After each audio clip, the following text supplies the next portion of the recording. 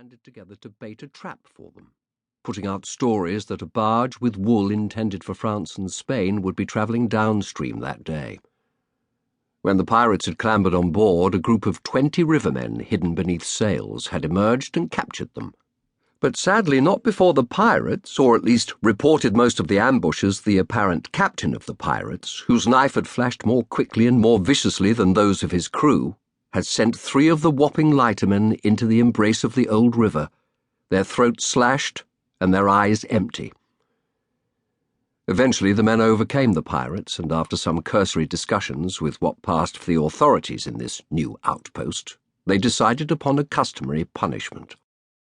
The pirates were hanged at Execution Dock, where they would be left for 3 tides as a signal to others, and perhaps an offering to the river, before being cut down and disposed of. The river was already rising for the first of these 6 tides when the leader of the pirates heard a clatter of hoofs on the mixture of mud and stones that constituted the main street here in Wapping, running along the curve of the river behind the wharves. A mighty carriage it sounded like. The clatter stopped, and he heard the sound of a carriage door slamming. A few minutes later, some squelching footsteps as a man approached. The pirate kept his eyes prudently closed as the footsteps stopped, perhaps directly in front of him. Within 2 hours the river would be up to the chins of the men on the gallows before falling back again. Carefully the pirate opened one eye halfway. He saw the swaying feet of his dead shipmates on either side of him and opened the eye a little further.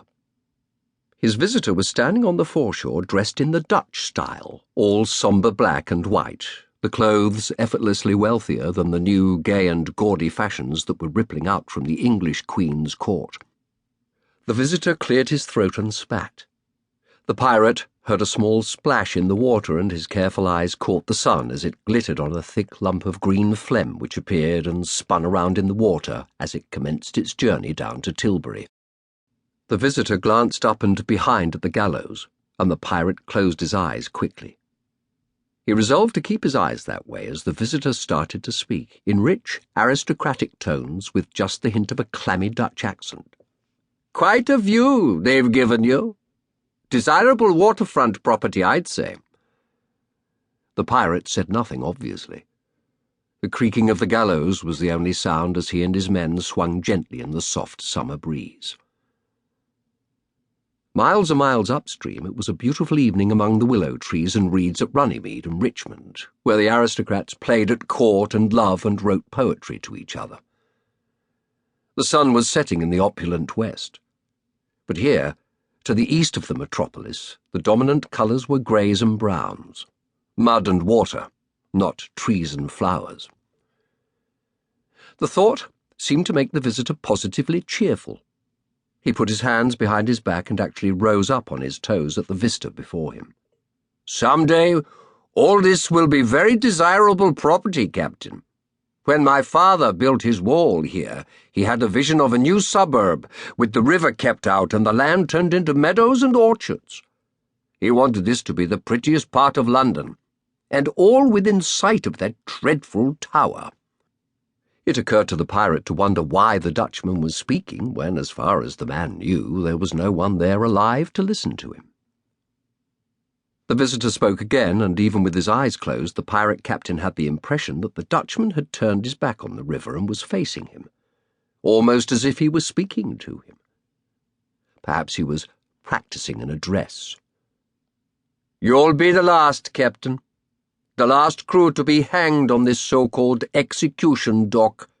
It's keeping the developers away, this grisly habit, and this land is valuable. 100 years, maybe 200, this'll be the busiest port in the world. Trade is coming, Captain, trade, not petty thievery or the ridiculous swapping of bits of unmade cloth for bits of food and drink. The world's wealth is out there waiting to be bought and sold. And unlike most of my countrymen, I predict that the buying and selling will happen here in London, not in Antwerp or Rotterdam. Wapping's going to flourish. It's going to become the hub on which the world turns. You'll go down in history, Captain.